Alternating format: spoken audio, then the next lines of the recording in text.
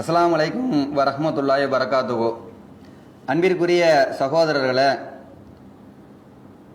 டிஎன்டிஜேனுடைய மாநில தலைவர் அப்துல் கரீம் கலந்து கொள்வதாக ஒரு இஃப்தார் நிகழ்ச்சியினுடைய போஸ்டர் அது நம்முடைய வலைதளத்தில் பதிவு செய்திருந்தோம்.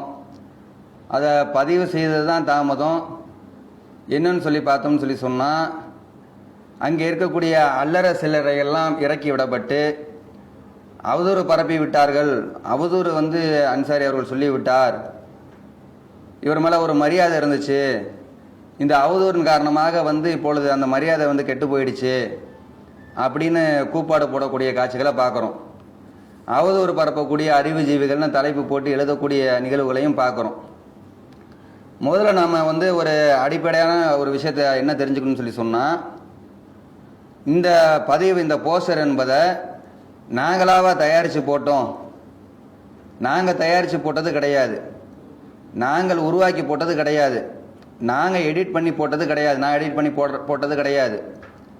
அதையும் ஒரு சகோதரர் என்ன பண்ணுறான்னு சொல்லி சொன்னால், அவருடைய அறிவியலித்தன்மை வெளிப்படக்கூடிய வகையில் அந்த இடத்துல பி ஜெயினுல் ஆபதீன் என்டிஎஃப் நிறுவனர் அப்படின்னு சொல்லி போட்டு எடிட் பண்ணி போட்டு இதை பொய்யாக காட்டுவதற்கு, பொய் பிம்பமாக காட்டுவதற்கு அவர் முயற்சி செய்கிறார். ஆனால் இந்த பதிவை போட்டது யார் என்று சொன்னால், அந்த நிகழ்ச்சியை ஏற்பாடு செய்த திமுகவை சேர்ந்த ஒரு அமைச்சர். அவங்க தான் அதனுடைய போஸ்டர் ரெடி பண்ணி போடுறாங்க. இஃப்தார் நிகழ்ச்சி ஏற்பாடு பண்ணியிருக்கிறோம், கூட்டணி கட்சிகளோடைய ஒத்துழைப்போடு நம்ம ஏற்பாடு பண்ணியிருக்கிறோம் அப்படின்னு சொல்லி பேர் போட்டு என்ன பண்ணுறாரு, வெளியிடுறாரு.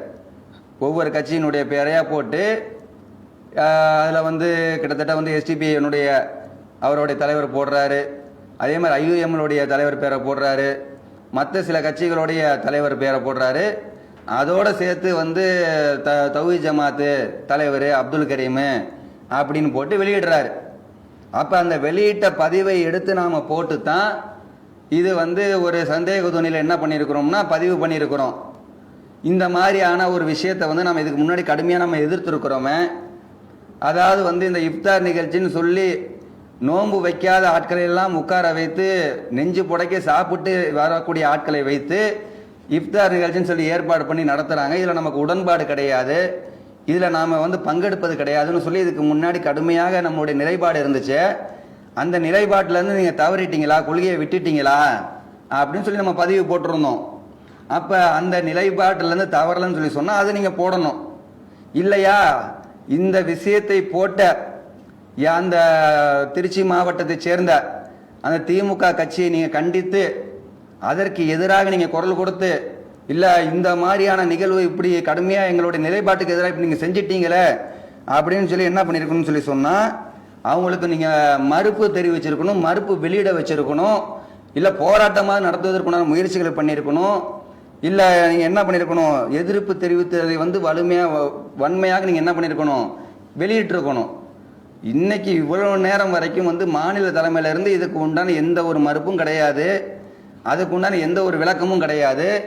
ஆனால் வலைதளத்தில் இருக்கக்கூடிய அல்லு சில்லுகள், அரைகுறைகள், அதாவது ஆட்டு மந்தைகளை இறக்கி விடப்பட்டு என்ன பண்ணுறாங்கன்னு சொல்லி சொன்னால், பூதாகலமாக அவதூறை பரப்பிட்டாங்கன்னு சொல்லி போடக்கூடிய காட்சிகளை நம்ம பார்க்குறோம். அவதூறு எல்லாம் நம்ம போடலை. அவர் அங்கே பங்கெடுப்பதாக இருந்த நிகழ்வை அவங்க போஸ்டராக போட்டிருந்தாங்க. அந்த போஸ்டர் எடுத்து நம்ம போட்டிருந்தோம். அதில் நீங்கள் எதிர்ப்பு வந்த காரணத்தினால பங்கெடுக்காமல் கூட இருந்திருக்கலாம், கலந்து கொள்ளாமல் கூட இருந்திருக்கலாம்.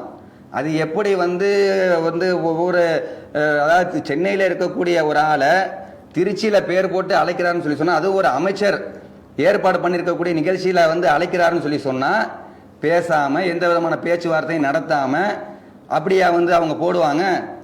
பொதுவாகவே இந்த கூட்டணி கட்சி அப்படின்னு சொல்லி சொன்னால் ஒன்று ரெண்டு விஷயம்தான். ஒன்று அவங்களுக்கு சீட்டு இல்லாட்டி நோட்டு, அது அண்டர் கிரவுண்ட் டீலிங்கில் ஏதாவது பேசப்பட்டிருக்கும். அப்போ அந்த மாதிரி இருக்கக்கூடிய ஒரு நிகழ்வை அவங்க ஏற்கனவே பேசிய காரணத்தினால தான் என்ன பண்ணியிருப்பாங்கன்னு சொல்லி சொன்னால் பேரை போட்டிருப்பார்கள். சரி, நம்மளோட இவங்க இணைஞ்சு இருக்கிறாங்க, இணைஞ்சு வராங்க அப்படிங்கிற அந்த அடிப்படையில் எவ்வளோ நாள் தான் கரீம் சும்மாவே இருப்பார்? அவருக்கும் பசிக்குமா இல்லையா? இதுக்கு முன்னாடி நம்ம எம்எஸ் சுலைமான அவர் அஜரத்து வேலை பார்த்து பங்களா கட்டிட்டாருன்னு சொல்லி சொன்னோம். அந்த நேரத்தில் இந்த அளவுக்கு பரபரப்பு யார்கிட்டையும் இல்லை. இது பச்சை அவதூறை சொல்லிவிட்டார். அப்போ அது உண்மையாக போயிடுச்சு. அப்போ இதுக்கு முன்னாடி இது சம்சுலுக ஆலிம்ஸ் அவங்க வந்து வீடெல்லாம் கட்டிட்டாங்க, ஐஃபோன்லாம் நான் வாங்கிட்டேன் அப்படின்னு ஜும்மாவெல்லாம் பேசியிருக்கிறான்னு சொல்லி நம்ம பதிவு போட்டோம். அப்போயெல்லாம் இவ்வளவு எதிர்ப்பு கிடையாது. அப்போ அதுவும் உண்மையாக போயிடுச்சு. அப்போ இந்த விஷயத்தில் வந்து கரீமுடைய விஷயத்தில் வந்து அவங்க போட்ட போஸ்டர் எடுத்து நம்ம போட்டிருக்கிறோம். அதில் வந்து நாம் வந்து நாங்களாக எடிட் பண்ணிலாம் போடலை. அதில் ஏதோ ஒரு விஷயம் அவங்கள்ட்ட பேசப்பட்டிருக்கிறது, ஏதோ சில விஷயங்கள். அவர் தான் அவர் கூட்டணி கட்சின்னு சொல்லி சொல்கிறாரு. அதுலேயும் அங்கே இருக்கக்கூடிய ஒருத்தர் வந்து எந்த அளவுக்கு முட்டு கொடுக்குறாருன்னு சொல்லி சொன்னால், தோழமை கட்சியினரை வந்து அனைவரும் கலந்து கொள்ள சொல்லி வந்து நேரு அழைச்சிருக்கிறாரு. அது வந்து ஒரு அழைப்பு தானே தவிர நாங்கள் போய் கலந்துக்கிட்டதா அர்த்தம் இல்லை. நீங்கள் போய் கலந்துக்கிட்டதா அர்த்தம் இல்லை. உங்களுடைய தலைவரை தோழமை கட்சியில் இருக்கக்கூடிய அங்கத்தினர்களை வந்து அன்பா அழைப்பாங்க, அது ஒரு விஷயம். ஒருவரை பேர் போட்டு அழைப்பதாக இருந்தால் அவங்களிடத்த பேச்சுவார்த்தை நடத்தாம, சம்பந்தம் கேட்காம, எந்த விதமான தகவலும் சொல்லாமல் பேரை போட்டு அழைக்க மாட்டாங்க. அப்படி பேரை போட்டு அழைப்பதாக இருந்தால் என்ன அர்த்தம்னு சொல்லி சொன்னா, ஏற்கனவே ஏதோ ஒரு டீலிங் நடந்திருக்கிறது அப்படிங்கிறது அதனுடைய அர்த்தம். அவதூறை பரப்பி விட்டார், அவதூறை பரப்பி விட்டார்னு சொல்லி சொல்றானுங்க. நான் என்ன கேட்கிறேன், இதுக்கு முன்னாடி கடந்த காலத்தில் இதே மாதிரி ஒரு நிகழ்வுல வந்து சகோதரர் பிஜே வந்து அவங்களுடைய பேரை போடப்பட்டப்ப எவ்வளவு கடுமையாக எதிர்ப்பு காட்டணும், எந்த அளவுக்கு வந்து அவங்கள வந்து வருத்தப்பட்டு செய்திகளை வெளியிட வச்சோம். அதெல்லாம் ஏன் செய்யல நீங்க? அப்ப வந்து ஏதோ வந்து அல்லு சில்லுகளை, அரைகுறைகளை, அரை டிக்கெட்டுகளை அதை மட்டும் வலைதளத்தில் இறக்கி விட்டு அவதூறை பரப்பி விட்டார், அவதூறை பரப்பி விட்டார் மட்டும் போடுறீங்களா? அப்ப இவ்வளவு நேரம் ஆச்சு, ஒரு மாநிலத்திலிருந்து அதுக்கு உண்டான விளக்கம் சொன்னீங்களா? அப்போ உங்கள்கிட்ட கொள்கை இல்லைங்க. கொள்கையை நீங்க வந்து விட்டுட்டீங்க. அதை வந்து பகிரங்கமா ஒத்துக்கிறங்க. அதுக்குன்னா எந்த விதமான எதிர்ப்பும் கடந்த காலத்தில் காட்டியது போல இப்ப காட்டுவது கிடையாது. யாரோ சில பேர் வந்து மட்டும் உட்கார்ந்து வலைதளத்தில் எடிட் பண்ணிக்கிட்டும், கிறுக்கிக்கிட்டும், பதிவு போட்டுக்கிட்டும் இருக்கிற பார்க்க முடியுதே தவிர, அதே போல பெயர் போட்டாலே கலந்து கொண்டதாக அர்த்தமா அதை நிரூபிக்க முடியுமான்னு கேக்குறீங்க. அதாவது பழைய விஷயத்த கொஞ்சம் நினைவுபடுத்தி பார்க்கணும் தம்பிங்களா. இறந்து போனாரு பாக்கர் அண்ணன்.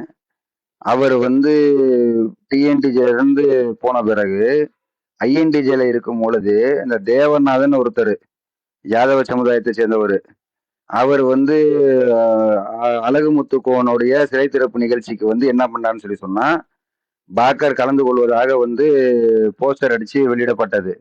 அந்த நேரத்துல பழைய விஷயங்கள்லாம் நிறைய இன்னைக்கு இருக்கக்கூடிய தம்பிகளுக்கு தெரியறதுக்கு வாய்ப்பு கிடையாது. அல்லு சிலுகளுக்கு, அறவுரைகளுக்கு தெரிய வாய்ப்பு கிடையாது. அந்த போஸ்டர் வெளியிடப்பட்ட நேரத்துல இதே மாதிரி டிஎன்டிஜில இருந்து கேள்வி கேட்கப்பட்டுச்சு, சிலை திறப்பு விழாவுக்கு வந்து கலந்து கொள்ளலாமா, பங்கெடுக்கலாமான்னு சொல்லி. அப்ப வந்து எப்படி வந்து ஃபேஸ்புக்லாம் வந்து ஆரம்ப காலகட்டம், ஸ்டார்டிங் ஸ்டேஜ். அப்ப பிளாக் ஸ்பாட் தான் அதிகமா இருந்துச்சு. INDG online blogspot, SM பாக்கர் அவங்க பிளாக் ஸ்பாட்டு, அந்த மாதிரிலாம் இருந்துச்சு. அந்த மாதிரி ஏராளமான பிளாக் ஸ்பாட்லாம் இருந்த நேரத்துல கேள்விகள் கேட்கும் பொழுது, அப்பொழுது வந்து பதில் என்ன வந்து ஐஎன்டிஜி தரப்புல இருந்து சொன்னாங்கன்னு சொல்லி சொன்னா, பேர் தான் போடப்பட்டிருக்கு, அவர் கலந்து கொண்டது இதே மாதிரி நிரூபிக்க முடியுமா அப்படின்னு சொல்லி கேட்டாங்க. அப்ப டிஎன்டிஜில இருந்து இதே ஆட்கள் என்ன பண்ணாங்கன்னு சொல்லி சொன்னா, இதே மாதிரி எப்படி கேள்வி கேட்கப்பட்டதுன்னு சொல்லி சொன்னா, அதை ஃபர்ஸ்ட் அவரை மறுக்க சொல்லுங்க. பாக்கர்னு அதை மறுத்த அப்பலையா, அவர் மறுத்து அறிக்கை வெளியிட்டாரா, அவரோட அதிகாரப்பூர்வ தளத்துல வந்து அவர் மறுத்து போட்டாரா?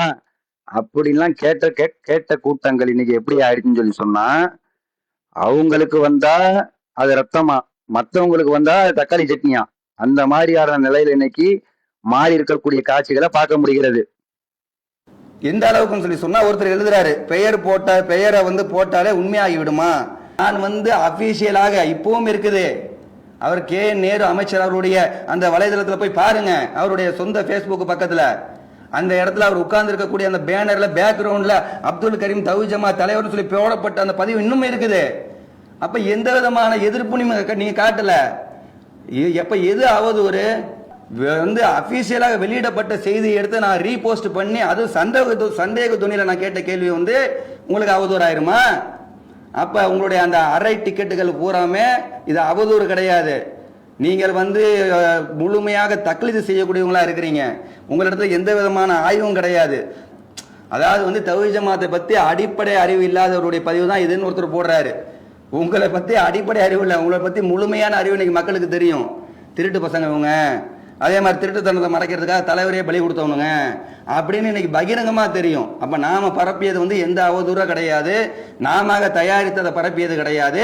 வந்த தகவலை எடுத்து ரீபோஸ்ட் பண்ணியிருக்கிறோம். நீங்க நமக்கு எதிர்ப்பு தெரிவிப்பு நீங்க என்ன பண்றீங்கன்னா நம்மளை எதிரியாக்க பாக்குறீங்க. நீங்க எதிர்கொள்ள வேண்டிய ஆள் யாருதான்? திமுக காரர்கள் தான். திமுக காரனை எதிர்த்தாங்கன்னு சொல்லி சொன்னா அப்புறம் வந்து அப்துல் கரீமுடைய அந்த கனவுல மண்ணு விழுந்து போயிடும். எவ்வளவு காலத்துக்கு தான் அவரும் சும்மாவே இருக்கிறது? எம்எஸ் மாதிரி ஒரு பங்களா கட்ட வேணாமா? இல்ல லுகா அலிம்சா மாதிரி ஒரு வீடு கட்ட வேணாமா? ஒரு ஐபோனுக்கு இப்போ வாங்கி பயன்படுத்த வேணாமா? சின்ன பசங்களை மட்டும் அப்படியே சின்ன பசங்க மாதிரி வச்சிருந்தா அப்ப அவங்களுக்கு என்ன ஆயிடுச்சுன்னு சொல்லி சொன்னா, முன்னாடி இருக்கக்கூடிய தலைவர்களை பார்த்து ஆசை வந்துருச்சு. இருந்த காசு பிஜேபி ஏமாத்தி வாங்கப்பட்ட காசுகள் எல்லாம் அவங்கள முடிச்சுட்டாங்க போல இருக்கு. இப்ப புதுசாக இருக்கக்கூடிய தலைவர்கள் எல்லாம் என்ன பண்றாங்கன்னு சொல்லி சொன்னா, கட்சிக்காரங்கள்ட்ட அண்டர் கிரவுண்ட்ல என்னமோ பண்ணிக்கிட்டு என்னமோ பேசிக்கிட்டு இந்த மாதிரியான வேலைகளில் ஈடுபடுறாங்கிறதுக்கு இது ஒரு ஆதாரம். இல்லாட்டி பேரை போட மாட்டான். அவனை கிறுக்கணும். அங்கே இருக்கக்கூடியவன் அந்த கட்சிக்காரனை கிறுக்கணும். அவனுங்க வந்து ஒன்றையும் பிளான் பண்ணி செய்யக்கூடியவனுங்க. எதையுமே ஒரு மாநாடு எந்த விஷயமா இருந்தாலும் சரி, அவனுங்க பேரை போட்டிருக்கிறாங்கன்னு சொல்லி சொன்னா அவங்களுக்கு தில்லு இருந்தா, திராணி இருந்தா, தைரியம் இருந்தா அவர்களை போய் எதிர்க்கங்க. அதனால நீங்க என்ன பண்றீங்க? அவதூறை பரப்பி விட்டார், அவர் மேல் மரியாதை இருந்தது, அதை போட்டு மிதித்து விட்டோம், நசுக்கி விட்டோம். என்னத்தை போட்டு நீங்க மிதிச்சாலும் நசுக்கினாலும் எங்களுக்கு கவலை கிடையாதுடா. நாங்க சொல்றத சொல்லிக்கிட்டு தான் இருப்போம், கேட்கறத கேட்டுக்கிட்டு தான் இருப்போம். கொள்கையிலேருந்து நீங்க போயிட்டீங்க, தடம் புரண்டுட்டீங்க.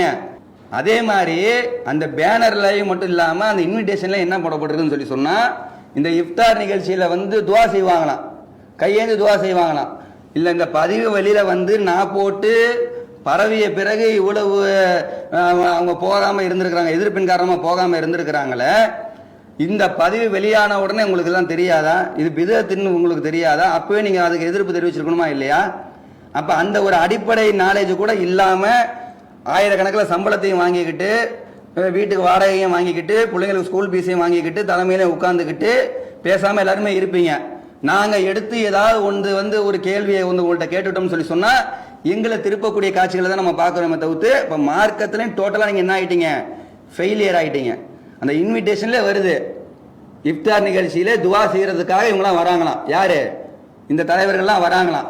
அப்துல் கரீமு, இவர் நெல்லை முபாரக் அவர் எல்லாத்துக்கும் போவார். நெல்லை முபாரக்கு, காதர் மெய்துன்னு இன்னும் சில தலைவர்கள்லாம் வராங்களாம். எதுக்காக? அதே மாதிரி வந்து ரஷாதி அவங்க இந்த உலமா சபையினுள்ள இருக்கக்கூடியவங்க. சரி, அது அவங்களோட கொள்கை. உங்களுக்கு என்னப்பா? நீங்க எதிர்ப்புல பதிவு போட்டிருக்கணும். நாங்க எப்படிங்க துவா செய்வோம்? துவா செய்வது என்பது கூடாது என்று, நாங்கள் கூட்டு துவா என்பது கூடாது என்பது பல ஆண்டு காலமாக நாங்கள் சொல்லிக்கிட்டு இருக்கிறோம். எங்களுடைய தலைவர்களுடைய பெயரை பயன்படுத்தி நீங்கள் எப்படி போட போச்சு அப்படின்னு நீங்க கேட்டிருக்கணும். கேட்டீங்களா? கேட்கல. ஏன்னு சொல்லி சொன்னா, ஆட்டு மந்தைகளுக்கு அறிவு கிடையாது. அல்லற சிலரை வந்து கிளப்பி விட்ட உடனே முழுவதும் நம்மளை நோக்கி பாயிறாங்களே தவிர, அறிவை கொண்டு அரசியல் ஞானத்தை கொண்டு சிந்தித்து யாரை கேள்வி கேட்கணுமோ, யாருக்கு எதிராக வந்து பேசணுமோ அது அவங்க இடத்துல இல்லை. இது ஒரு ஆதாரமாக இருக்கிறது. சும்மா ஒன்றும் பேரை போட மாட்டாங்க அவங்க. அப்ப இதே வந்து உங்களுக்கு ஒரு தகவலாக நம்ம சொல்லிக் கொள்ளுகிறோம். நாம் எந்த அவதூறையும் பரப்ப கிடையாது. அவதூறை வந்து எந்த செய்தி வந்துச்சோ அதை தான் நம்ம எடுத்து வந்து ரீபோஸ்ட் பண்ணியிருக்கிறோம். உங்களுக்கு திராணி இருக்கும்னு சொல்லி சொன்னா உங்க தலைமையை கேள்வி கேளுங்க.